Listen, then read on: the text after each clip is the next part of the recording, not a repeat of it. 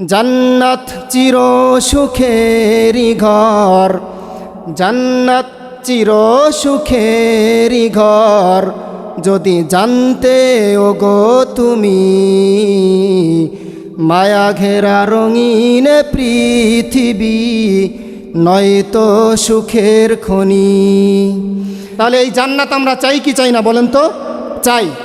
তারপরে আল্লাহর হাবিব সাল্লাল্লাহু আলাইহি ওয়াসাল্লাম বলেন, যখন কাফের বান্দার, বেঈমান বান্দার জানটা কবজের সময় যখন হবে, তার সামনে মালাকুল মউত ভয়ঙ্কর আকৃতি নিয়ে আসবেন। আসার পরে মালাকুল মউত বলবেন, ইয়া আইয়াতুহান নাফসুল খবিস, হে পাপিষ্ঠ আত্মা, হে গুনাহগার আত্মা, তুমি বের হও। উখরুজি ইলা গদাবিল্লাহ, আল্লাহ পাকের অসন্তুষ্টি এবং রাগের দিকে বের হয়ে আসো। আরেকটি হাদিসের মধ্যে আসছে, রাসূল করিম সাল্লাল্লাহু আলাইহি ওয়াসাল্লাম বলেন, যখন কাফের বান্দার মৃত্যুর সময় হবে, তখন জাহান্নাম থেকে একদল ফেরেশতা আগুনের চট নিয়ে আসবেন। আগুনের কি নিয়ে আসবেন? চট, সালা নিয়ে আসবেন আগুনের। আসার পরে তার চতুর্পাশে ঘিরে দাঁড়াবেন। ঘিরে দাঁড়ানোর পরে তাকে ভয়ঙ্কর সব বাণী শোনাতে থাকবেন। বাণী শোনানোর পরে ওই যে কাফের বান্দার, ওই বদকার গুনাহগার বেঈমান বান্দার রুহটা আর বেরিয়ে আসতে চাইবে না, সে ভয় পাবে। একটু চিন্তা করে দেখেন, কোনো সন্তান যদি অন্যায় করে, অপরাধ করে, এই অপরাধটা যদি হয় মারাত্মক, তার বাবা যদি বলে আসো তুমি, সারাদিন লড়াইছে, লড়ানোর পরে পায় নাই, বাবা ঘোষণা দিয়েছে তুমি সন্ধ্যার পরে বাড়িতে আসো, তোমার জন্য বাঁশের কঞ্চা আমি কি করছি, রেডি করে রাখছি, সাইজ করে রেখেছি। এই সন্তানটা বাড়িতে কি আসতে চায় বলেন? আসতে চায় না। বিভিন্ন মাধ্যম ধরে সে আসতে চায়। যাই হোক, ওই সন্তানটা যেরকম ভয়ে ভয়ে থাকে, এই রুহুটা সেরকম ভয়ে ভয়ে, হাদিসের মধ্যে আসছে, এই রুহুটা তখন সমগ্র শরীরের বিভিন্ন অঙ্গ প্রত্যঙ্গের মধ্যে ছড়িয়ে ছিটিয়ে যায়। রুহুটার স্বাভাবিকভাবে বেরিয়ে আসতে চায় না। তখন ফেরেশতাগণ এক মুহূর্তের জন্য তাকে আর সময় দেয় না। তখন ফেরেশতাগণ কি করেন? দ্রুত তার এই রুহুটাকে এমনভাবে টান মারেন, টান মারার সাথে সাথে তার রুহুটা, তার দেহের মধ্যে যতগুলো শিরা এবং উপশিরা আছে, যত রগ আছে, সমস্ত রগগুলো একেবারে টাস টাস করে ছিঁড়ে চলে আসে। নাউজুবিল্লাহি মিন যালিক। আরেকটি হাদিসের মধ্যে আসছে, এই কাফের বেঈমান বদকার বান্দার, নাফরমান বান্দার, গুনাহগার বান্দার রুহুটা যখন কবজ করবে, তখন এই যে গুনাহ দেখছেন না, রড যদি আগুনের মধ্যে পোড়ানো হয়, লাল টকটকে হয়ে যায়। এই রডটা যদি ভিজা চামড়ার মধ্যে দিয়ে তারপরে টান দেওয়া হয়, পস পস একটা শব্দ হয়, তারপরে একটা পচা দুর্গন্ধ বের হয়। চামড়ার মধ্যে যদি গলন্ত মানে একেবারে গরম একটা রড অথবা শিক যদি ঢুকিয়ে দেওয়া হয়, তাহলে যেমন শব্দ হয় তেমন আবার দুর্গন্ধ বেরিয়ে আসে। ফেরেশতাগণ তাকে কষ্ট দিতে দিতে এইভাবে তার রুহটা কবজ করবেন। কবজ করার পরে তার এই রুহটাকে নিয়ে ওই যে জাহান্নাম থেকে একটা সালার চট নিয়ে আসছিল, এই চটের মধ্যে পেঁচিয়ে তার রুহটাকে নিয়ে যাবেন প্রথম আসমানের দিকে। প্রথম আসমানে যাওয়ার পর আসমানের ফেরেশতারা জিজ্ঞাসা করবে, কার রুহ নিয়ে এসেছো? এত দুর্গন্ধ আমরা সহ্য করতে পারতেছি না। তখন ওই যে ফেরেশতারা তারা বলবে, অমুক এলাকার অমুকের সন্তানের রুহটা আমরা নিয়ে এসেছি।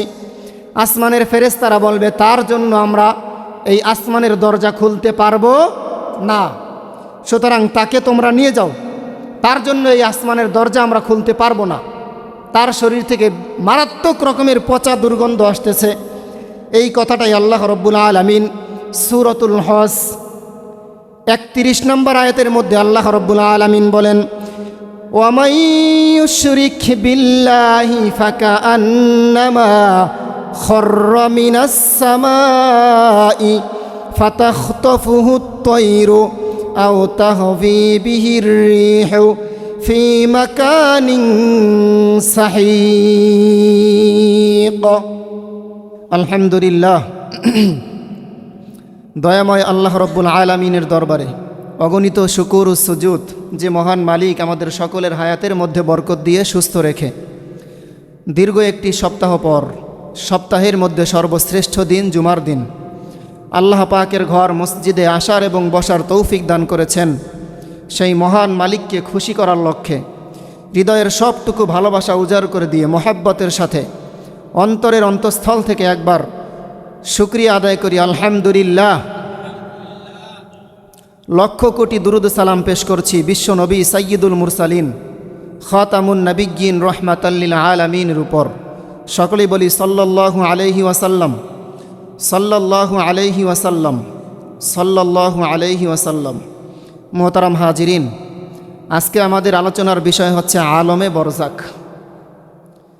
আলম মানে জগৎ, বরজাক মানে কবরের জগৎ। আলমে বরজাক মানে হচ্ছে কবরের জগৎ সম্পর্কে আজকের আলোচনার বিষয়। রব্বে কারিম যদি তৌফিক দান করেন তাহলে এই বিষয়ের উপরে আমি গুনাহগার অযোগ্য নাদান বান্দার জবান থেকে আল্লাহ পাক রব্বুল আলামিন যদি তৌফিক দান করেন দুই চারটা কথা বলার ইনশাআল্লাহ বলবো। আল্লাহ পাক রব্বুল আলামিন আমাদের সকলকে আমলের নিয়তে মনোযোগের সাথে শ্রবণ করার তৌফিক দান করুক, সকলে বলি আমিন। মোহতারাম হাজিরিন, আল্লাহ পাক রব্বুল আলামিন পবিত্র কুরআনুল কারীমের মধ্যে বলেন, ইযা জাআ আজালুহুম ফালা ইস্তাখিরুনা সাআতাও ওয়ালা ইস্তাকদিমুন। ইযা যখন জাআ আজালুহুম মৃত্যুর সময় যখন তোমাদের হয়ে যায়, যখন তোমাদের হায়াতের সীমানাটা ফুরিয়ে যায়, ফালা ইস্তাখিরুনা সাআতাও ওয়ালা ইস্তাকদিমুন। যখন কোনো ব্যক্তির মৃত্যুর সময় শেষ হয়ে যায় তখন তাকে একটা সেকেন্ড অথবা একটা জাররা পরিমাণ সময় অবকাশ দেওয়া হয় না। জাররা পরিমাণ সময় অর্থাৎ একটা জাররা পরিমাণ সময় খুবই সামান্য একটি সময়। একটা সেকেন্ডকে যদি 70টা ভাগ করা হয় তাহলে কতটুকু সময় হয় এটা কি আমরা আমাদের মাথায় ধরে? একটা সেকেন্ডকে যদি 70টা ভাগ করা হয় এতটুকু সময় পর্যন্ত কোনো মানুষকে আর দেওয়া হবে না। অর্থাৎ আমাদের হায়াতের সীমানাটা একেবারে নির্ধারিত, কিন্তু কখন আমরা মারা যাব এই বিষয়টা আমরা কেউ জানি? বলেন, জানি না। Death is the not the end, death is not the end but it is the beginning of accountability. অর্থাৎ মৃত্যুই আমাদের শেষ নয়, বরং এটা কেবলমাত্র শুরু, হিসাবের শুরু মাত্র। এই দুনিয়াটা হচ্ছে ক্ষণস্থায়ী জিন্দিগি। এই ক্ষণস্থায়ী জিন্দিগিটার যখন সমাপ্তি ঘটবে তখন আমাদের চিরস্থায়ী জিন্দিগির শুরু হয় মৃত্যুর মাধ্যমে। কিসের মাধ্যমে? মৃত্যুর মাধ্যমে। তো মৃত্যুর পরেই আমাদের যেই জগৎটা আসে সেই জগৎটার নাম কি? কবরের জগৎ। কোন জগৎ? কবরের জগৎ, আলমে বারজাক এটাকে বলা হয়। তো আমাদের সমাজে যখন কোনো মানুষ মারা যায় তখন আমরা দেখি অনেক সময় যদি লোকটা প্রসিদ্ধ হয় তাহলে রিকশায় অথবা সিএনজিতে মাইক লাগায়া তারপরে ঘোষণা করা হয় অমুক এলাকার অমুক ব্যক্তি মারা গেছে অথবা ইন্তেকাল করেছে, আগামী দিন অথবা আজকে বিকাল 4টায় অমুক স্কুল মাঠে তার জানাজা দেওয়া হবে। কি বলেন, এটা বলে না? তাহলে এই মৃত্যুর ঘোষণাটা যে করা হয় এইখানে একটা শব্দ কমন, সব এলাকায় সমস্ত ঘোষণার মধ্যে একটা শব্দ কমন বলে, সেটা কি জানেন? ইন্তেকাল করেছেন। কি বলে? ইন্তেকাল করেছেন, অমুকে ইন্তেকাল করেছেন, বলে না? ইন্তেকাল শব্দের অর্থটা কি? ইন্তেকাল শব্দের অর্থ হচ্ছে স্থানান্তরিত হওয়া। সে মারা গেছে এটা না, ইন্তেকাল শব্দের অর্থ হচ্ছে স্থানান্তরিত হওয়া, এইখান থেকে ওইখানে সে চলে গেছে। তার মানে এই লোকটা পরিপূর্ণরূপে শেষ হয়ে যায় নাই, অর্থাৎ দুনিয়ার জগৎ থেকে আখেরাতের জগতে সে কেবলমাত্র স্থানান্তরিত হয়েছে, মানে কেবলমাত্র সে পাড়ি জমাইছে। এখন তার শুধুমাত্র অনন্ত অসীমকালের জিন্দিগিটা সবেমাত্র শুরু। এজন্য ইন্তেকাল মানে শেষ হয়ে যাওয়া নয়, ইন্তেকাল মানে হচ্ছে স্থানান্তরিত হওয়া। তো এই যে ইন্তেকাল করার পরে তখন আমাদের সামনে যে বিষয়টা চলে আসে সেটা কি? জানাজার নামাজ। কি আসে? জানাজার নামাজ। বুখারী শরীফ 1230 নম্বর হাদিসের মধ্যে عن أبي سعيد الخدري رضي الله تعالى عنه قال قال رسول الله صلى الله عليه وسلم إذا فُدِعَتِ الجنازة রাসূল করিম সাল্লাল্লাহু আলাইহি ওয়াসাল্লাম বলেন, যখন তোমাদের সামনে জানাজা রাখা হয়, ওয়াহতামালাহার রিজালু আলা আনাকিহিম, এবং এই জানাজার খাটটাকে তোমাদের কাঁধের মধ্যে বহন করা হয়, তখন তোমরা কি করো? তখন ফাইন কানাত সলিহাতান, যদি এই লোকটা নেককার হয়, ফাইন কানাত সলিহাতান, যদি এই লোকটা নেককার হয়, ক্বালাত, তিনি বলতে থাকেন, কে বলতে থাকেন? ওই মৃত ব্যক্তি বলতে থাকেন, কদ্দিমুনি, তোমরা আমাকে দ্রুত কবরের দিকে এগিয়ে দাও, তোমরা আমাকে দ্রুত কবরের দিকে এগিয়ে দাও। কে বলে? মৃত ব্যক্তি, এই মাইয়াত বলতে থাকে। ওয়া ইন কানাত গায়রা সালিহাতান, আর ওই ব্যক্তি যদি বদকার হয়, বেঈমান হয়, নাফরমান গুনাহগার হয়, ওই ব্যক্তি বলতে থাকে, ক্বালাত ইয়া ওয়াইলাহা আইনা ইয়াযহাবুনা বিহা, ওই ব্যক্তি বলতে থাকে, ইয়া ওয়াইলাহা, হায় দুর্ভোগ, হায় দুর্ভোগ। এইভাবে উনি রোনাজারি করতে থাকেন। ওনার রোনাজারি আমরা শুনতে পাই না। হাদিসের মধ্যে বলা হয়েছে, আইনা ইয়াযহাবুনা বিহা, ওই লোকটি চিৎকার করে বলতে থাকে, হায় দুর্ভোগ, হায় দুর্ভোগ, এই লোকগুলি আমাকে কোথায় নিয়ে যাচ্ছে, কোথায় নিয়ে যাচ্ছে আমাকে। এমন চিৎকার আর চেঁচামেচি করতে থাকে। হাদিসের মধ্যে আসছে, রাসূল করিম সাল্লাল্লাহু আলাইহি ওয়াসাল্লাম বলেন, ইয়াসমাউ সাওতাহা কুল্লা শাইইন ইল্লাল ইনসান, তার এই আহাজারি, তার এই রোনাজারি শুধুমাত্র মানুষ ছাড়া পৃথিবীর সকল প্রাণী শুনতে পায়। শুধুমাত্র মানুষ ছাড়া সকল প্রাণী ওই মৃত্যু ব্যক্তির এই রোনাজারিটা শুনতে পায়। ওয়ালাউ সামিআহু সাইকা, সে এমনভাবে চিৎকার করতে থাকে, তার এই চিৎকারের শব্দ যদি কোনো মানুষ শুনতে পাইতো, তাহলে এই মানুষটা একেবারে অজ্ঞান হয়ে যেত। এত ভয়ঙ্করভাবে সে বলতে থাকে। শীতের দিনে কোনো বাচ্চাকে যদি গোসল করানোর জন্য বলা হয়, এই বাচ্চাটার অবস্থা এমন হয় যে আমি মরে যাব, তারপরও গোসল করব না। কি বলেন? এমন হয় না? গার্ডিয়ানের সাথে এমন একটা আচরণ করে। তো যখন কোনো মৃত ব্যক্তি যদি গুনাহগার হয়, সে এমনভাবে রোনাজারি করতে থাকে, ওই রোনাজারিটা আমরা শুনতে পাই না। শুধুমাত্র মানুষ ছাড়া পৃথিবীর সকল প্রাণী তার এই আহাজারিটা শুনতে পায়। যদি কোনো মানুষ তার এই আহাজারিটা শুনতে পাইতো, তাহলে তারা কি হইতো ভাই? অজ্ঞান হয়ে পড়ে যেত। আন আবি হুরায়রা রাদিয়াল্লাহু তাআলা আনহু ক্বাল ক্বালা রাসূলুল্লাহি সাল্লাল্লাহু আলাইহি ওয়াসাল্লাম আসরি'উ বিল জানাজাতি ফাইন তাকু সালিহাতান ফাখায়রুন। হযরত আবু হুরায়রা রাদিয়াল্লাহু তাআলা আনহু থেকে বর্ণিত, তিনি বলেন, রাসূল করিম সাল্লাল্লাহু আলাইহি ওয়াসাল্লাম বলেন, আসরি'উ বিল জানাজাতি, তোমরা দ্রুত জানাজা আদায় করো। দ্রুত কি করো? জানাজাটা আদায় করো। ফাইন তাকু সালিহাতান ফাখায়রুন, যদি লোকটা নেককার হয় তাহলে সেটা কল্যাণকর। দ্রুত জানাজা আদায় করো, যদি লোকটা নেককার হয় তাহলে সেটা কি? কল্যাণকর। কদ্দিমুনাহা, তোমরা তাকে কল্যাণের দিকে এগিয়ে দিচ্ছ। ওয়া ইন ইয়াকু সিয়ান গায়রা যালিকা, ওয়া ইন ইয়াকু সিয়ান, আর এই লোকটা যদি বদকার হয়, গুনাহগার, বেঈমান হয়, যালিকা ফাশাররুন, তাহলে এটা হচ্ছে তার জন্য অনিষ্টকর, ক্ষতিকর। যালিকা ফাশাররুন তাদউনাহু আর রিকাবিকুম, তাহলে এই অনিষ্টকর, ক্ষতিকর একটা বস্তু তোমরা তোমাদের কাঁধের মধ্যে বহন করতেছো। তাহলে রাসূল করিম সাল্লাল্লাহু আলাইহি ওয়াসাল্লাম কি বলেছেন? যখন কোনো ব্যক্তি মৃত্যুবরণ করে, তোমরা দ্রুত জানাজা দাও।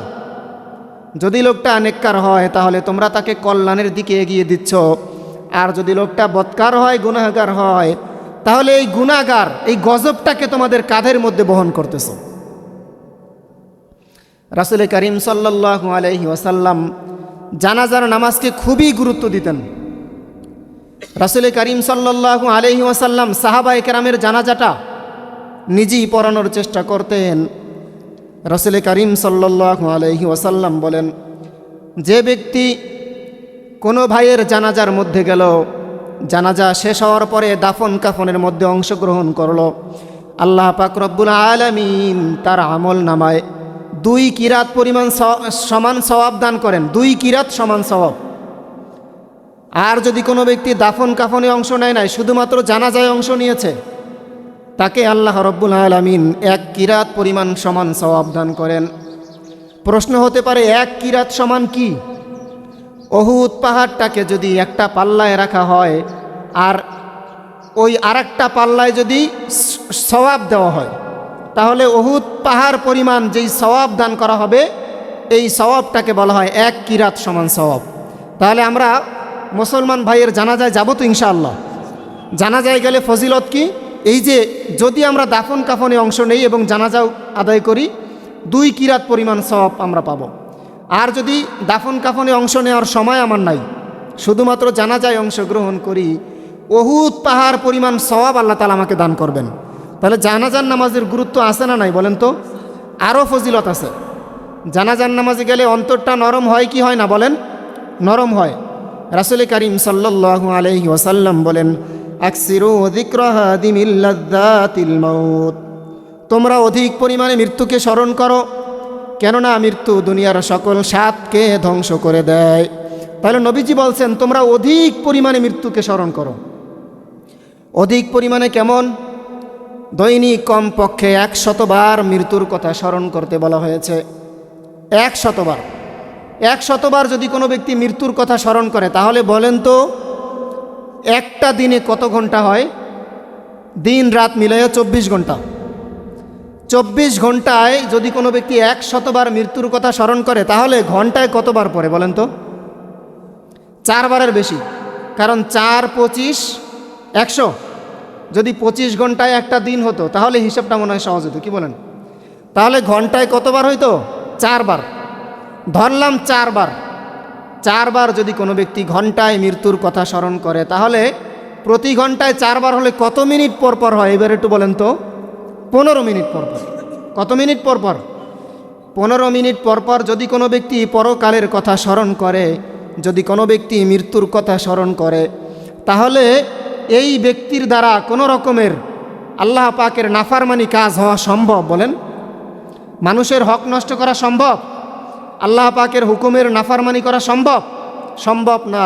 এজন্য রাসূল করিম সাল্লাল্লাহু আলাইহি ওয়াসাল্লাম বলেন, আকসিরু যিকরা হাদিমিল লাযযাতিল মাউত, তোমরা অধিক পরিমাণে মৃত্যুকে স্মরণ করো, কেননা মৃত্যু দুনিয়ার সকল স্বাদকে মজাকে ধ্বংস করে দেয়। এবার আসি, মৃত্যু ব্যক্তির সাথে কি যাবে কবরে? মৃত ব্যক্তির সাথে কবরে 3টা জিনিস যাবে। কয়টা জিনিস? 3টা জিনিস যাবে কবর পর্যন্ত। আন আনাস ইবনে মালিক রাদিয়াল্লাহু তাআলা আনহু قال قال রাসূলুল্লাহ সাল্লাল্লাহু আলাইহি ওয়াসাল্লাম, হযরত আনাস ইবনে মালিক রাদিয়াল্লাহু তাআলা আনহু থেকে বর্ণিত, তিনি বলেন রাসূল করিম সাল্লাল্লাহু আলাইহি ওয়াসাল্লাম বলেন, ইয়াতবাউল মাইয়িতা সালাসাতুন ফায়ারজিউ ইসনানি ওয়া ইয়াবকা ওয়াহিদুন। ইয়াতবাউল মাইয়িতা সালাসাতুন, মৃত ব্যক্তির সাথে তার সাথে সাথে 3টা জিনিস যায়। ফায়ারজিউ ইসনান, এই যে 3টা জিনিস যায়, 3টা জিনিস যাওয়ার পরে এই কবরে রাখার আগেই 2টা জিনিস বিদায় নেয়। তাহলে থাকে কয়টা? ওয়া ইয়াবকা ওয়াহিদুন, তার সাথে থাকে একটা জিনিস, সেই জিনিসটা হচ্ছে তার আমল। আর ওই যে 2টা বিদায় নেয়, 3টা জিনিস কি কি একটু শুনবেন। ইয়াতবাউহু আহলুহু ওয়া মালুহু ওয়া আমালুহু, রাসূল করিম সাল্লাল্লাহু আলাইহি ওয়াসাল্লাম বলেন তার সাথে যে 3টা জিনিস যায়, ইয়াতবাউহু আহলুহু, প্রথম হচ্ছে তার পরিবার আত্মীয় স্বজন যায় তার সাথে, ওয়া মালুহু, তার সম্পদ তার সাথে যায়, তারপরে হচ্ছে ওয়া আমালুহু, এবং তার আমলগুলো তার সাথে যায়। এটা নেক আমল হোক আর বদ আমল হোক, এই আমলটা তার সাথে যাবে। তাহলে 2টা জিনিস ফিরে আসে। কি কি? তার পরিবার এবং সম্পদ, এগুলো ফিরে আসে। একটা জিনিস তার সাথী হয়, সেইটা জিনিসটা কি বলেন তো? আমল। ফায়ারজিউ আহলুহু ওয়া মালুহু, তার এই আমল, তার এই পরিবার এবং এই তার যে সম্পদ, এটা ফিরে আসে। ওয়া ইয়াবকা আমালুহু, এবং তার আমলটা তার সাথে থাকে। তাহলে আমাদের এই আমলটা যে আমাদের সাথে থাকবে, এই আমলটা আমাদের ভালো করার দরকার নাকি খারাপ করা দরকার বলেন তো? যদি ভালো করি জান্নাত আছে না নাই? আর যদি খারাপ করি তাহলে জাহান্নাম আছে না নাই? চিরস্থায়ী জাহান্নাম। রাসূল করিম সাল্লাল্লাহু আলাইহি ওয়াসাল্লাম বলেন, আলমে বারজাক, এই যে দাফনের পরেই তো আলমে বারজাক শুরু হয়, কি বলেন? আজকে আমাদের আলোচনার বিষয় কি? আলমে বারজাক। আলম মানে জগৎ, বারজাক মানে কবরের জগৎ। কবরের জগৎটা কাকে বলে? এই মৃত্যুবরণ করার পরে কিয়ামত, অর্থাৎ হাসরের বিচারটা শুরু হওয়ার আগ পর্যন্ত মধ্যখানে যে সময়টা, এটাকে বলে আলমে বারজাক। এই আলমে বারজাকে যে ব্যক্তি পৃথিবীর সর্বশেষ ইন্তেকাল করবে, সে কমপক্ষে 40,000 বছর আলমে বারজাকের মধ্যে কাটাইতে হবে। কত বছর? কিয়ামত যখন সংগঠিত হবে, কিয়ামত সংগঠিত হওয়ার পরে সর্বশেষ যেই ব্যক্তিটি মারা যাবে, সেও এই কবরের জগতে কত বছর থাকবে? 40,000 বছর থাকবে। হযরত বারা ইবনে আজিব রাদিয়াল্লাহু তাআলা আনহু থেকে বর্ণিত, তিনি বলেন, একদিন আমরা রাসূল করিম সাল্লাল্লাহু আলাইহি ওয়াসাল্লামের সাথে এক আনসারী সাহাবীর জানাজার উদ্দেশ্যে রওনা হলাম। পথিমধ্যেই আমরা একটা কবরের কাছে পৌঁছালাম। রাসূল করিম সাল্লাল্লাহু আলাইহি ওয়াসাল্লাম কবরের কাছে বসে পড়লেন। আমরাও তার পাশাপাশি বসলাম। একেবারেই নীরব নিস্তব্ধতা। নবীজিও চুপ, আমরাও চুপ। একেবারেই নীরব নিস্তব্ধ একটা পরিবেশ। এমন একটা নীরব নিস্তব্ধ পরিবেশ, মনে হচ্ছিল যেন আমাদের মাথার উপরে পাখি বসে আছে। আচ্ছা বলেন তো, যদি আপনার মাথার উপরে পাখি বসে থাকে, আপনি একেবারে টাইট হয়ে বসে থাকবেন না? এই পাখিটা যাতে করে উড়ে না যায়। তাহলে এরকম একটা নীরব নিরিবিলি পরিবেশ। সাহাবায়ে কেরাম বলেন, আমরা তাকিয়ে দেখলাম নবীজি সাল্লাল্লাহু আলাইহি ওয়াসাল্লাম কিছুক্ষণ চোখটাকে উঁচু করে আকাশের দিকে তাকাচ্ছেন, আবার কিছুক্ষণ চোখটাকে নিচু করে জমিনের দিকে তাকাচ্ছেন। এরপরে কিছুক্ষণ পরে রাসূল করিম সাল্লাল্লাহু আলাইহি ওয়াসাল্লাম বলেন, হে আমার সাহাবারা, যখন কোনো মুমিন ব্যক্তির জীবনের শেষ সময়ে চলে আসে, যখন তার জীবনের সময়টা শেষ হয়ে যায়, যখন কোনো মুমিন ব্যক্তি এই পৃথিবীর মায়া ত্যাগ করে পরকালের দিকে যাত্রা শুরু করে, তখন মুমিন বান্দার সামনে মালাকুল মউত আজরাইল আলাইহিস সালাতু ওয়াস সালাম জান্নাত থেকে পোশাক পরে একেবারে সুগন্ধি মেখে একেবারে সুন্দর ভালো আকৃতি ধারণ করে তার সামনে এসে বসে যায়। এরপরে ওই মালাকুল মউত ঘোষণা দিতে থাকে, ইয়া আইয়াতুহান নাফসুল মুতমাইন্নাহ, হে পবিত্র আত্মা, হে প্রশান্ত আত্মা, ইরজিই ইলা রাব্বিকি রাদিয়াতাম মারদিয়া, হে পবিত্র আত্মা, তুমি তোমার রবের ক্ষমা এবং অনুগ্রহের দিকে বেরিয়ে আসো, তোমার রবের সন্তুষ্টি এবং ক্ষমার দিকে বেরিয়ে আসো।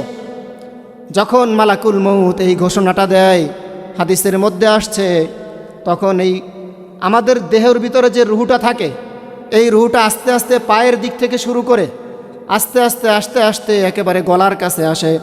গলার কাছে আসার পরে এই রুহুটা এমনভাবে স্মুথভাবে বেরিয়ে যায়, যেমনভাবে আমাদের সুগন্ধি একজনের গায়ের থেকে আরেকজনের নাকের মধ্যে সুগন্ধিটা একেবারে স্মুথভাবে যেভাবে যায়, এরকম স্মুথভাবে বেরিয়ে আসে।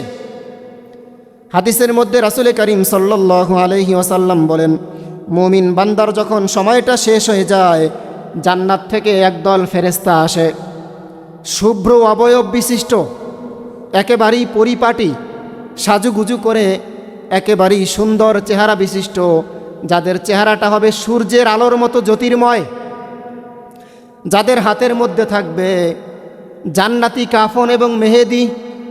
তারা তখন ওই মৃত ব্যক্তির সামনে বসে বলবে, ইয়া আইয়াতুহান নাফসুল মুতমাইন্নাহ, হে পবিত্র আত্মা, তুমি তোমার রবের সন্তুষ্টি এবং ক্ষমার দিকে বেরিয়ে আসো। তখন ওই পবিত্র আত্মাটা আস্তে আস্তে বেরিয়ে আসবে। তো আইসিইউ নাম শুনেছেন মেডিকেল সায়েন্সের ভাষায়? আইসিইউ, এটার অ্যাব্রিভিয়েশনটা কি? Intensive care unit. অর্থাৎ আইসিইউর মধ্যে সিরিয়াস পেশেন্টগুলোকে রাখা হয়। কি বলেন? এই সিরিয়াস পেশেন্টগুলি যদি থাকে, সিজারিয়ান অপারেশনের রুগী, অথবা যদি হার্টের অপারেশনের রুগী থাকে, অথবা যে কোনো ধরনের সিরিয়াস অপারেশন যাদেরকে করা হবে, আইসিইউর মধ্যে রেখে করা হবে। এ সময় অভিজ্ঞ ডাক্তাররা তাদের অপারেশনটা করে সর্বোচ্চ সতর্কতার সাথে। এই অপারেশনটা যেভাবে করা হয়, কোনো রকমের ভুল ত্রুটি যাতে না হয়, অভিজ্ঞ ডাক্তারগণ সার্বক্ষণিক একেবারে যত্নর সহকারে যেভাবে এই অপারেশনটা করে, এইভাবে ফেরেশতাগণ ওই মুমিন বান্দার রুহুটাকে কবজ করেন। মুমিন বান্দার রুহুটা কবজ করার সময় তাকে এই মুমিন বান্দাকে কি করে? অভয় বাণী শোনায়, তোমার কোনো ভয় নাই। ওয়াজাআত সাকরাতুল মাউতু বিল হাক্ক। আল্লাহ পাক রব্বুল আলামিন বলেছেন, অবশ্যই মৃত্যুর যন্ত্রণা সবাইকে সহ্য করতে হবে, কিন্তু মুমিন বান্দা মৃত্যুর যন্ত্রণা সহ্য করবে না। তার জন্য রাসূল করিম সাল্লাল্লাহু আলাইহি ওয়াসাল্লাম বলেন, তুহফাতুল মুমিনিল মাউত। ইমানদারের জন্য মৃত্যু উপহার স্বরূপ। ইমানদারের জন্য মৃত্যুটা কি? উপহার স্বরূপ। আচ্ছা বলেন তো, কেউ যদি আপনাকে হাদিয়া দেয়, আপনি খুশি হন নাকি বেজার হন? তাহলে মৃত্যু হচ্ছে মুমিনের জন্য উপহার স্বরূপ। এই উপহার পাইলে মুমিন কি খুশি হয় নাকি বেজার হয়? হাদিসের মধ্যে আসছে, ওই যে জান্নাত থেকে ফেরেশতাগণ আসছেন, মুমিন বান্দার রুহুটা যখন তারা কবজ করবেন, তখন তারা একটা মুহূর্তের জন্য এই মুমিন বান্দাকে ছেড়ে যায় না। অর্থাৎ সবাই তার আশেপাশে ঘিরে থাকে, তাকে যত্ন সহকারে তার রুহুটাকে কবজ করে, কোনো রকমের ব্যথা যেন সে না পায়। এই ঘটনাটা আল্লাহ রব্বুল আলামিন পবিত্র কুরআনুল কারীমের সূরাতুল আনআম 61 নম্বর আয়াতের মধ্যে বলেছেন, তাওয়াফাতুহু রুসুলুনা ওয়া হুম লা ইউফাররিতুন। তাকে আমার ফেরেশতারা মৃত্যু দিয়েছেন। আল্লাহ বলতেছেন, এই মুমিন বান্দাকে আমার ফেরেশতারা মৃত্যু দিয়েছেন। সুতরাং আমার এই ফেরেশতারা মুমিন বান্দার সাথে কোনো রকমের বাড়াবাড়ি করেন নাই। এই সাক্ষ্যটা কে দিয়েছেন? আল্লাহ নিজে দিয়েছেন। সূরাতুল আনআম 61 নম্বর আয়াতের মধ্যে আল্লাহ তাআলা নিজেই ঘোষণা দিয়েছেন যে আমার বান্দার এই রুহুটাকে কবজ করেছে আমার ফেরেশতাগণ, তার সাথে কোনো রকমের বাড়াবাড়ি তারা করেন নাই।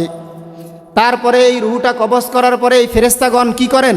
ওই যে জান্নাতি কাফন এবং মেহেদি নিয়ে আসছিল, জান্নাতি কাফনের মধ্যে তার রুহুটাকে পেঁচাইয়া কি করে? আসমানের দিকে ছুটতে শুরু করে। প্রথম আসমানে যাওয়ার পরে ফেরেশতারা জিজ্ঞাসা করে, কার রুহ নিয়ে এসেছো? এত সুন্দর এবং সুঘ্রাণ আসতেছে।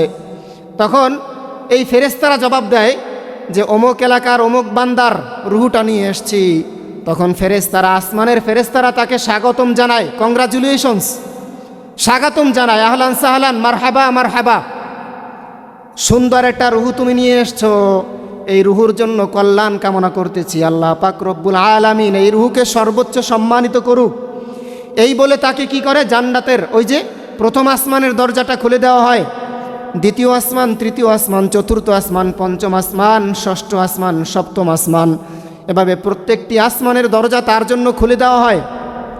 এরপরে যখন সপ্তম আসমান ভেদ করে উপরে চলে যায়, আল্লাহ পাক রব্বুল আলামিনের পক্ষ থেকে ঘোষণা আসে, আমার এই মুমিন বান্দার এই যে রুহুটা তোমরা নিয়ে এসছো, এর যে আমল নামা আছে, এই আমল নামাটা তোমরা ইল্লিয়িনের মধ্যে লিখে দাও।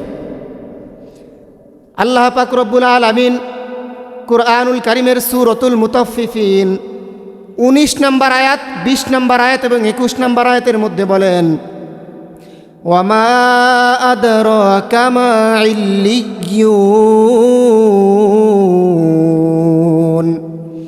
হে নবী, আপনি কি জানেন ইল্লিয়ুন কি জিনিস? আল্লাহ পাক রব্বুল আলামিন 20 নম্বর আয়াতের মধ্যে আবার নিজেই বলতেছেন, কিতাবুম মারকুম। এটা হচ্ছে একটা কিতাব, অর্থাৎ রেজিস্ট্রি খাতা। যেই রেজিস্ট্রি খাতার মধ্যে মুমিনদের আমল নামাগুলো লেখা হয়, কাফের বেঈমান বদকারদের না। কাদের আমল নামা লেখা হয়? মুমিন ব্যক্তিদের আমল নামা লেখা হয়। ইয়াশহাদুহুল মুকাররাবুন। এই রেজিস্ট্রি খাতাটা আল্লাহ পাক রব্বুল আলামিনের নৈকট্যপ্রাপ্ত ফেরেশতারা এটাকে সার্বক্ষণিক পাহারার মধ্যে রাখে। সুবহানাল্লাহ। এই মুমিন বান্দার আমলটা যখন ইল্লিয়িন নামক খাতার মধ্যে লিপিবদ্ধ করা হয়, তারপরে আল্লাহ পাক রব্বুল আলামিনের পক্ষ থেকে আবার ঘোষণা আসে যে আমার এই মুমিন বান্দার রুহুটাকে তোমরা আবার জমিনে নিয়ে যাও, কারণ আমি রব্বুল আলামিন তাদের সাথে ওয়াদা করেছিলাম মিনহা খলাকনাকুম ওয়া ফিহা নুঈদুকুম ওয়া মিনহা নুখরিজুকুম তারাতান উখরা। আমি রব্বুল আলামিন তাদেরকে মাটি থেকে সৃষ্টি করেছি, আবার তারা যখন মারা যাবে তাদেরকে আবার মাটির মধ্যেই রাখা হবে। ওয়া মিনহা নুখরিজুকুম তারাতান উখরা। তারা যখন আবার কিয়ামতের ময়দানে আমি তাদেরকে এই মাটি থেকেই উঠাবো, যেহেতু আমি ওয়াদা করেছিলাম, সুতরাং আমার এই মুমিন বান্দার রুহটাকে ওই আবার জমিনের মধ্যে নিয়ে যাও। ফেরেশতারা তখন সাথে সাথে জমিনের মধ্যে নিয়ে আসবে, অর্থাৎ কবরে আসার পরে তার এই দেহটার মধ্যে আবার তার রুহটাকে ফিট করে দেওয়া হবে। এরপরে তার কবরে দুজন ফেরেশতা আসবে। এই ফেরেশতা দুজনের নাম কি আপনারা কি জানেন? কি বলেন তো? মুনকার নাকির আসিয়া সওয়াল করবেন বসাইয়া। শুনছিলেন না? শুনছিলেন? দিও গো নবীজি পর্দা উঠাইয়া, দেখিব আপনাকে নয়ন ভরিয়া। সুবহানাল্লাহ। যখন মুনকার নাকির আসবে, আসার পরে তাকে উঠাইয়া বসাইবেন, বসানোর পরে তাকে জিজ্ঞাসা করবেন মার রব্বুকা ওমা দীনুকা ওমান নাবিয়ুকা। 3 নাম্বার প্রশ্নর ব্যাপারে হাদিসের মধ্যে আরেকটাভাবে বর্ণনা আসছে, রাসূল করিম সাল্লাল্লাহু আলাইহি ওয়াসাল্লামকে তার সামনে হাজির করা হবে। তারপর তাকে দেখায়া বলা হবে মা হাদার রাজুলুল্লাযী বুইসা ফীকুম। তোমাদের মাঝে এই যে ব্যক্তি আসছিল, এই ব্যক্তির সম্পর্কে তুমি কি জানো? মুমিন বান্দা জবাব দিবে মার রব্বুকা, আমার রব আল্লাহ। আমার রব কে? আল্লাহ। আমাদের সকলের রব কে? আল্লাহ। ওমা দীনুকা, তোমার দিন কি বলেন তো? ইসলাম। ওমান নাবিয়ুকা, তোমার নবী কে? হযরত মুহাম্মদ সাল্লাল্লাহু আলাইহি ওয়াসাল্লাম। আমরা সবাই জানি কবরের মধ্যে আমাদেরকে প্রশ্ন করা হবে কয়টা? 3টা। কিন্তু মুমিন বান্দাকে প্রশ্ন করা হবে 4টা। কয়টা প্রশ্ন? 4টা প্রশ্ন। একটু অবাক লাগলো? মুমিন বান্দাকে 4টা প্রশ্ন করা হবে। এই যে বিসিএস পরীক্ষাটা হয় না, ভাইবা পরীক্ষায় যখন একজন ব্যক্তি সর্বোচ্চ যেখান দিয়ে জিগায় সেখান দিয়েই পারে, এই ব্যক্তিকে ওই যারা ভাইবা বোর্ডে থাকে তারা উৎসাহী হয়ে আবার জিজ্ঞেস করে ভাই আপনি এত জানেন কিভাবে? কি বলেন? বলে না? তাহলে মুমিন বান্দাকে ফেরেশতারা আবার প্রশ্ন করবে এই ব্যক্তি যে আল্লাহ পাকের রাসূল তুমি কিভাবে জানলা? তখন সে বলবে যে আমরা জানতে পেরেছিলাম যে তিনি আমাদের মাঝে আমাদের রবের পক্ষ থেকে প্রমাণসহ আমাদের সামনে আগমন করেছিলেন। মুমিন বান্দা কি জবাব দিবে?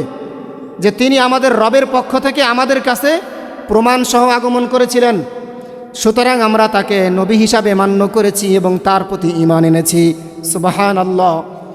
এই ঘটনাটা আল্লাহ রব্বুল আলামিন পবিত্র কুরআনুল কারীমের মধ্যে বলেন ইউসাব্বিতুল্লাহুল্লাযীনা আমানু বিল কওলিস সাবিতি ফিল হায়াতিদ দুনিয়া ওয়া ফিল আখিরাহ। অর্থাৎ মুমিন বান্দারা দুনিয়া এবং আখিরাতে তারা দৃঢ় কথার মাধ্যমে অবিচল থাকবেন। মুমিন বান্দা দুনিয়ার মধ্যেও শুধুমাত্র ভয় পায় একজনকে, তিনি কে? আল্লাহ পাক রব্বুল আলামিনকে ভয় পায়। তাহলে আওয়াজটা তো ছোট কেন? মুমিন বান্দা যার ভিতরে ঈমান আছে সে শুধুমাত্র ভয় পায় একজনকে, তিনি কে? আল্লাহ পাক রব্বুল আলামিনকে ভয় পায়।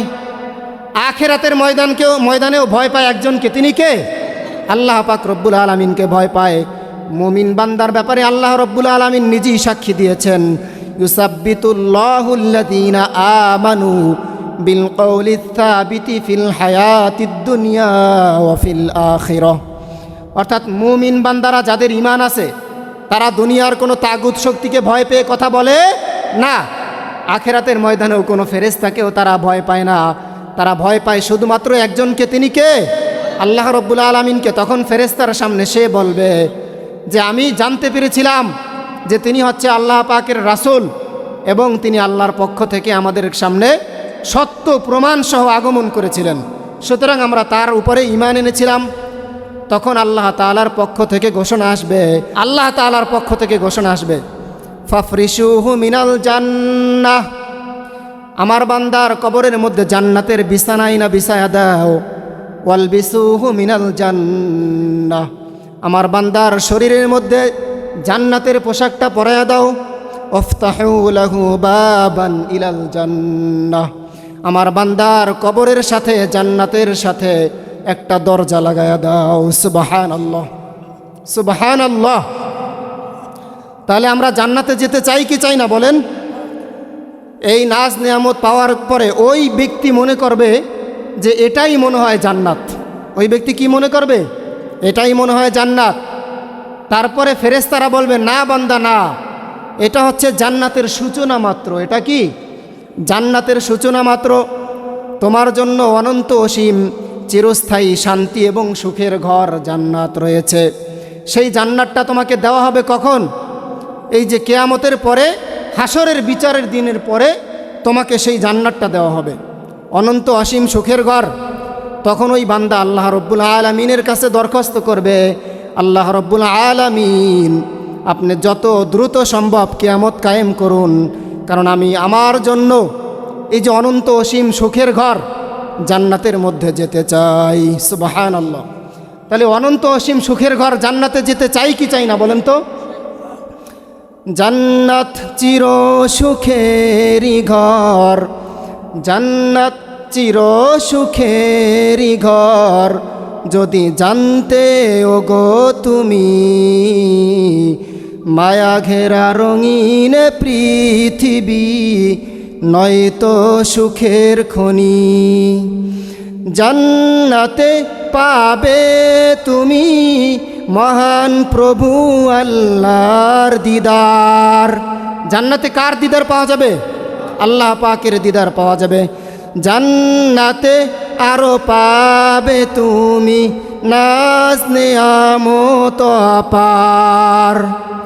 জান্নাতে পাবে তুমি হুর গিলমান যা চাবে, জান্নাতের সব নিয়ামত তোমায় স্বাগতম জানাবে। শর্ত একটাই, তোমাকে দিতে হবে কুরবানি। কি দিতে হবে? কোরবানি। ওই হাদির মতন কোরবানি দিতে হবে। শর্ত একটাই, তোমাকে দিতে হবে কুরবানি। করতে পারো তুমি যদি, করতে পারো তুমি যদি সেই আল্লাহর গোলামি, মায়া ঘেরা রঙিন পৃথিবী নয়তো সুখের খনি। সুবহানাল্লাহ। তাহলে এই জান্নাত আমরা চাই কি চাই না বলেন তো? চাই। তারপরে আল্লাহর হাবিব সাল্লাল্লাহু আলাইহি ওয়াসাল্লাম বলেন, যখন কাফের বান্দার, বেঈমান বান্দার জানটা কবজের সময় যখন হবে, তার সামনে মালাকুল মউত ভয়ঙ্কর আকৃতি নিয়ে আসবেন। আসার পরে মালাকুল মউত বলবেন, ইয়া আইয়াতুহান নাফসুল খবিস, হে পাপিষ্ঠ আত্মা, হে গুনাহগার আত্মা, তুমি বের হও। উখরুজি ইলা গদাবিল্লাহ, আল্লাহ পাকের অসন্তুষ্টি এবং রাগের দিকে বের হয়ে আসো। আরেকটি হাদিসের মধ্যে আসছে, রাসূল করিম সাল্লাল্লাহু আলাইহি ওয়াসাল্লাম বলেন, যখন কাফের বান্দার মৃত্যুর সময় হবে, তখন জাহান্নাম থেকে একদল ফেরেশতা আগুনের চট নিয়ে আসবেন। আগুনের কি নিয়ে আসবেন? চট, সালা নিয়ে আসবেন আগুনের। আসার পরে তার চতুর্পাশে ঘিরে দাঁড়াবেন। ঘিরে দাঁড়ানোর পরে তাকে ভয়ঙ্কর সব বাণী শোনাতে থাকবেন। বাণী শোনানোর পরে ওই যে কাফের বান্দার, ওই বদকার গুনাহগার বেঈমান বান্দার রুহুটা আর বেরিয়ে আসতে চাইবে না, সে ভয় পাবে। একটু চিন্তা করে দেখেন, কোনো সন্তান যদি অন্যায় করে, অপরাধ করে, এই অপরাধটা যদি হয় মারাত্মক, তার বাবা যদি বলে আসো তুমি, সারাদিন লড়াইছে, লড়ানোর পরে পায় নাই, বাবা ঘোষণা দিয়েছে তুমি সন্ধ্যার পরে বাড়িতে আসো, তোমার জন্য বাঁশের কঞ্চা আমি কি করছি, রেডি করে রাখছি, সাইজ করে রেখেছি। এই সন্তানটা বাড়িতে কি আসতে চায় বলেন? আসতে চায় না। বিভিন্ন মাধ্যম ধরে সে আসতে চায়, যাই হোক, ওই সন্তানটা যেরকম ভয়ে ভয়ে থাকে, এই রুহুটা সেরকম ভয়ে ভয়ে, হাদিসের মধ্যে আসছে এই রুহুটা তখন সমগ্র শরীরের বিভিন্ন অঙ্গ প্রত্যঙ্গের মধ্যে ছড়িয়ে ছিটিয়ে যায়, রুহুটার স্বাভাবিকভাবে বেরিয়ে আসতে চায় না। তখন ফেরেশতাগণ এক মুহূর্তের জন্য তাকে আর সময় দেয় না। তখন ফেরেশতাগণ কি করেন, দ্রুত তার এই রুহুটাকে এমনভাবে টান মারেন, টান মারার সাথে সাথে তার রুহুটা তার দেহের মধ্যে যতগুলো শিরা এবং উপশিরা আছে, যত রগ আছে, সমস্ত রগগুলো একেবারে টাস টাস করে ছিঁড়ে চলে আসে। নাউজুবিল্লাহি মিন যালিক। আরেকটি হাদিসের মধ্যে আসছে এই কাফের বেঈমান বদকার বান্দার, নাফরমান বান্দার, গুনাহগার বান্দার রুহুটা যখন কবজ করবে, তখন এই যে গুনাহ দেখছেন না, রড যদি আগুনের মধ্যে পোড়ানো হয়, লাল টকটকে হয়ে যায়। এই রডটা যদি ভিজা চামড়ার মধ্যে দিয়ে তারপরে টান দেওয়া হয়, পস পস একটা শব্দ হয়, তারপরে একটা পচা দুর্গন্ধ বের হয়। চামড়ার মধ্যে যদি গলন্ত মানে একেবারে গরম একটা রড অথবা শিক যদি ঢুকিয়ে দেওয়া হয়, তাহলে যেমন শব্দ হয় তেমন আবার দুর্গন্ধ বেরিয়ে আসে। ফেরেশতাগণ তাকে কষ্ট দিতে দিতে এইভাবে তার রুহটা কবজ করবেন। কবজ করার পরে তার এই রুহটাকে নিয়ে ওই যে জাহান্নাম থেকে একটা সালার চট নিয়ে আসছিল, এই চটের মধ্যে পেঁচিয়ে তার রুহটাকে নিয়ে যাবেন প্রথম আসমানের দিকে। প্রথম আসমানে যাওয়ার পর আসমানের ফেরেশতারা জিজ্ঞাসা করবে, কার রুহ নিয়ে এসেছ?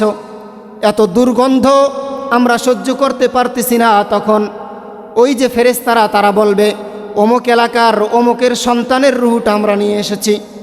আসমানের ফেরেশতারা বলবে, তার জন্য আমরা এই আসমানের দরজা খুলতে পারবো না, সুতরাং তাকে তোমরা নিয়ে যাও, তার জন্য এই আসমানের দরজা আমরা খুলতে পারবো না, তার শরীর থেকে মারাত্মক রকমের পচা দুর্গন্ধ আসতেছে। এই কথাটাই আল্লাহ রব্বুল আলামিন সূরাতুল হজ 31 নম্বর আয়াতের মধ্যে আল্লাহ রব্বুল আলামিন বলেন, ওয়ামান ইউশরিক বিল্লাহি ফাকাআন্নামা খররা মিনাস সামাই ফাতাখতাফুহুত তায়রু আও তাহবি বিহির রিহু ফি মাকানিন সাহিক। যখন কোনো ব্যক্তি আল্লাহ তাআলার সাথে শরীক করে, শিরক করে, ফাকাআন্নামা খররা মিনাস সামাই, তখন সে যেন আকাশ থেকে ছিটকে পড়ল। আসমানের দরজা তার জন্য খোলা হয় না, সে যেন আসমান থেকে ছিটকে পড়ল। খররা মিনাস সামাই ফাতাখতাফুহুত তায়রু আও তাহবি বিহির রিহু, ছিটকে পড়ার পর তার এই যে রুহটা ছিটকে পড়েছে, এই কিছু পাখি আছে যারা মৃতভোজী, মানে মৃত জন্তু খায়, এই ধরনের পাখিগুলো তার রুহুটাকে ছো মেরে নিয়ে গেল, অথবা তার রুহুটা এমন একটি জায়গায় গিয়ে পড়ল, অর্থাৎ ডাইরেক্ট সিজ্জিনের মধ্যে গিয়ে পড়ল। নাউজুবিল্লাহি মিন যালিক। তাহলে আল্লাহ রব্বুল আলামিন তার ব্যাপারে ঘোষণা দিবেন,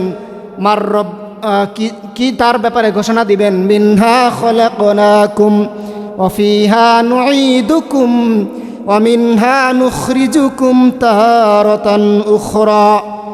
এই বান্দাকে তোমরা আবার জমিনের মধ্যে নিয়ে যাও, জমিনের মধ্যে নিয়ে আসার পরে কবরের মধ্যে তার এই যে দেহটা থাকবে, দেহের মধ্যে তার এই রুহটাকে আবার ফিট করে দেওয়া হবে। এবার মুনকার নাকির আসবেন, আসার পরে তাকে আবার জিজ্ঞাসা করবেন, ভয়ঙ্করভাবে জিজ্ঞাসা করবেন, মার রব্বুকা ওয়া মা দীনুকা ওয়া মান নাবিয়ুকা।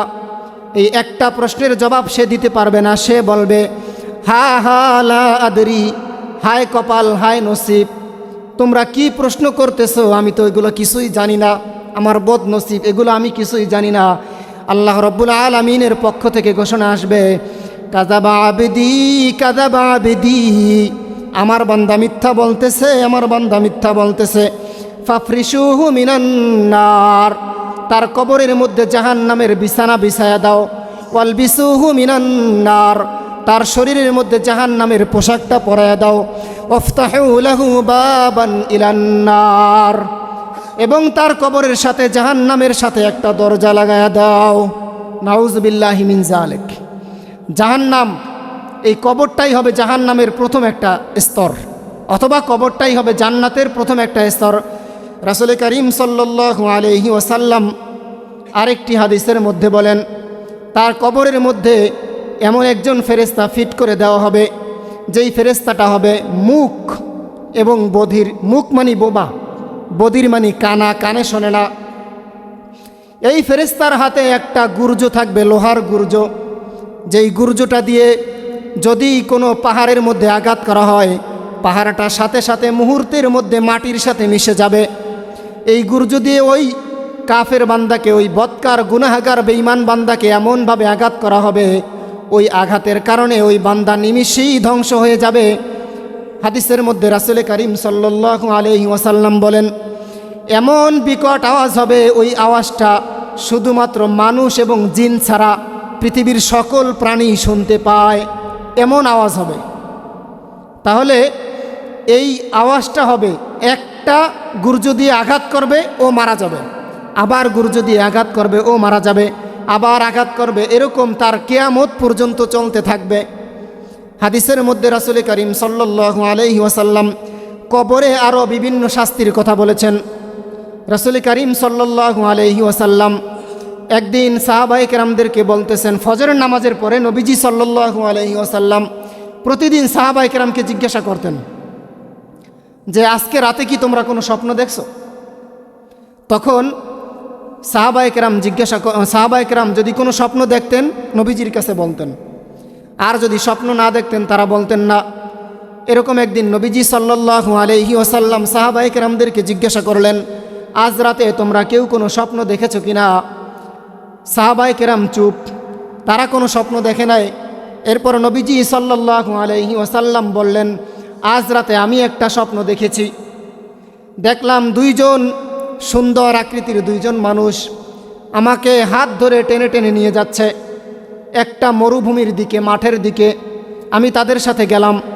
চলতে চলতে আমরা এমন একটা জায়গায় গেলাম যেখানে দেখলাম একজন লোক দাঁড়ানো অবস্থায় আর একজন লোক বসা অবস্থায়। এই দাঁড়ানো লোকের হাতে একটা কাঁচি ছিল, যেই কাঁচি দিয়ে ধান কাটে। এরকম একটা ধারালো কাঁচি ছিল। এই কাঁচি দিয়ে কি করতেছে, ওই বসা লোকটার এই ডান পাশের গালটা কাটতেছে। কাটার পরে ডান পাশের গালটা যখন তার কাটা শেষ, তারপরে কাঁচিটা বের করে আবার বাম পাশের গালটা কাটা শুরু করে। বাম পাশের গালটা যখন কাটা শুরু করে তখন তার ডান পাশের গালটা আবার আগের মতন হয়ে যায়। আমি জিজ্ঞাসা করলাম ব্যাপার কি? তারা বললেন সামনের দিকে চলেন। ওই লোক দুইজন বললেন সামনের দিকে চলেন। এরপরে আমরা সামনের দিকে চলতে লাগলাম। দেখলাম দুইজন লোক, একজন লোক শুয়ে আছে, তার মাথার কাছে আর একজন লোক দাঁড়িয়ে আছে।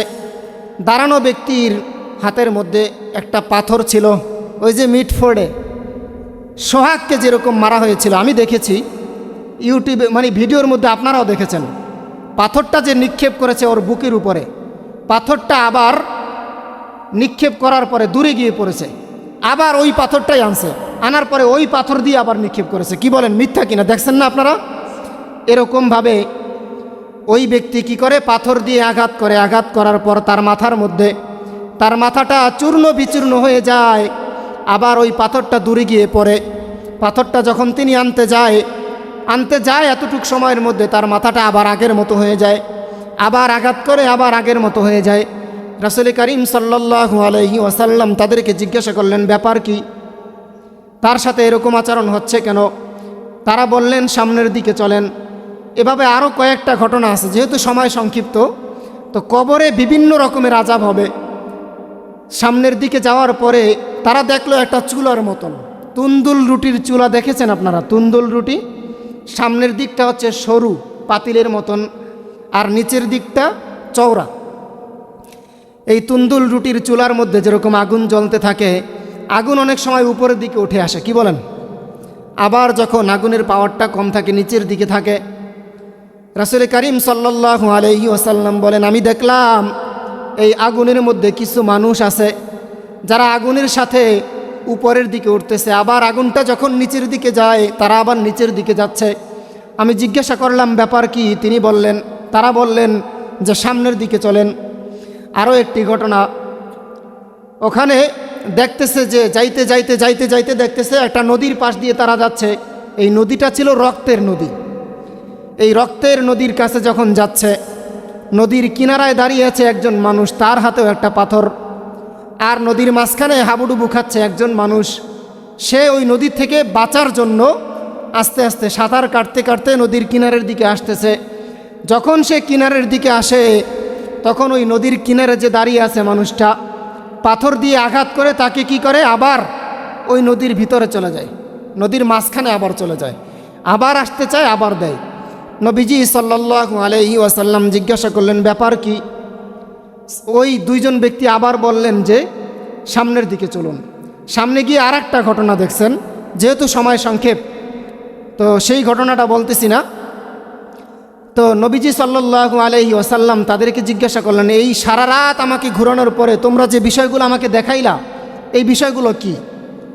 তখন তারা দুজন বললেন, ওই যে দেখছেন গাল দুইটা চিরতেছিল কাছে দিয়ে, এই লোকটা সমাজের মধ্যে মিথ্যা কথা বলতো, ফেসবুকের মধ্যে মিথ্যা খবর ছড়াইতো, যার কারণে সমাজের মধ্যে বিশৃঙ্খলা সৃষ্টি হতো।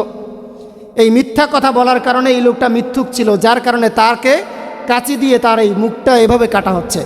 কবরের মধ্যে তার এই আযাবটা হবে একেবারে কিয়ামত পর্যন্ত।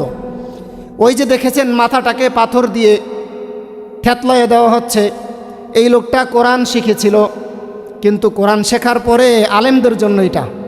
আর আলেম যারা না, তারা কি কোরআন শেখে নাই? অবশ্যই শিখছে। এই যে জুমার নামাজে আসে, ওয়াজ মাহফিলে যায়, তারা যে আলোচনাগুলো শোনে, এগুলো কি কোরআন হাদিসের কথা না? তারা কোরআন শিখেছিল, কিন্তু এটা শেখার পরে তারা রাতের বেলায় ঘুমাইছে, দিনের বেলায় আমল করে নাই। এই আমল না করার কারণে তাদের মাথাটাকে এরকম থেতলাইয়ে দেওয়া হচ্ছে। ওই যে দেখছেন চুলার মধ্যে কিছু নারী পুরুষ, তারা হচ্ছে জেনাকার, তারা জেনা করেছিল, এই জেনার কারণে তাদের কবরে এই ধরনের শাস্তি দেওয়া হচ্ছে। ওই যে দেখেছেন রক্তের নদী, এই রক্তের নদীর মধ্যে যেই লোকটা হাবুডুবু খাচ্ছে, এই লোকটা হচ্ছে দুনিয়ার মধ্যে সুদখোর ছিল, সুদখোর। সুদের সাথে আমরা যারা জড়িত আছি, সুদ আমরা যারা খাই, সুদের উপরে একটা জুমাই আমি আলোচনা করেছিলাম। সুদ আমরা যারা খাই, তারা ওই রক্তের নদীতে সাঁতার কাটার জন্য প্রস্তুত হয়ে যায়। এখনও সময় আছে, যেহেতু আমি জীবিত আছি, আজকে এখন এই মুহূর্ত থেকে আমরা সুদের সাথে সমস্ত সম্পর্ক ছিন্ন করা উচিত। তারপরে নবীজি সাল্লাল্লাহু আলাইহি ওয়াসাল্লামকে আরও একটা জায়গায় নিয়েছিলেন, ওই একটা বাগানের মধ্যে নিয়েছিলেন। সেই বাগানে একজন বৃদ্ধকে দেখতেছিলেন। ওই বৃদ্ধ হচ্ছেন ইব্রাহিম আলাইহিস সালাতু ওয়াস সালাম। ওই বৃদ্ধর কাছে কিছু লোকজন ছিল, ওরা ছিল আমাদের যেই শিশু সন্তানগুলো মারা যায়, এই শিশু সন্তানদেরকে ইব্রাহিম আলাইহিস সালাতু ওয়াস সালাম কোরআনুল কারীম শিক্ষা দিচ্ছিলেন। যাই হোক, ঘটনাটা হচ্ছে অনেক লম্বা। তো কবরের জগতে এই রকমের আমাদের শাস্তি হবে। এখন বলতে পারেন, হুজুর আপনি যেই বর্ণনাটা দিলেন, বর্ণনাটা এটা তো একটা স্বপ্নের কথা বললেন, এটা তো নবীজি স্বপ্ন দেখেছেন, স্বপ্নের কথা, এটা কি আসলেই বাস্তব? অবশ্যই বাস্তব। কোরআনুল কারীমের মধ্যে আল্লাহ রাব্বুল আলামিন বলেন, ইয়া বুনাইয়া ইন্নী আরা ফিল মানামি আন্নী আযবাহুকা ফানজুর মাযা তারা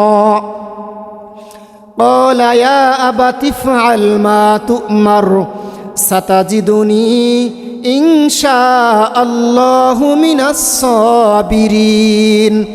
আয়াত শোনার পরে কে কে বুঝতে পারছেন একটু বলেন তো?